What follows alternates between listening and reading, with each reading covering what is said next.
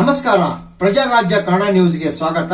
ನಾನು ರಾಮಗೌಡ್ ಪಾಟೀಲ್. ಹುಕ್ಕೇರಿ ಪಟ್ಟಣದಲ್ಲಿಂದು ಮುಸ್ಲಿಂ ಬಾಂಧವರು ಹುಕ್ಕೇರಿ ಹೊರವಲಯದ ಈದ್ಗಾ ಮೈದಾನದಲ್ಲಿ ಸಾಮೂಹಿಕ ಪ್ರಾರ್ಥನೆ ಸಲ್ಲಿಸಿ ಈದ್ ಮುಬಾರಕ್ ಶುಭಾಶಯ ವಿನಿಮಯ ಮಾಡಿಕೊಂಡರು. ನಿನ್ನೆ ಚಂದ್ರ ದರ್ಶನವಾಗಿದ್ದು ಶಶಿಯನ್ನು ನೋಡಿ ಮುಸ್ಲಿಮರು ಹರ್ಷ ವ್ಯಕ್ತಪಡಿಸಿದರು. ಇಂದಿಗೆ 30 ದಿನಗಳ ಕಾಲ ಉಪವಾಸ ವ್ರತ ಆಚರಣೆ ಅಂತ್ಯವಾಗಿದ್ದು ಹೊಸ ಉಡುಪು ಧರಿಸಿ ಸಾಮೂಹಿಕ ಪ್ರಾರ್ಥನೆ ಸಲ್ಲಿಸಿ ಸಿಹಿ ತಿಂದು ಹಬ್ಬವನ್ನು ಸಂಭ್ರಮ ಸಡಗರದಿಂದ ಆಚರಿಸಲಾಯಿತು.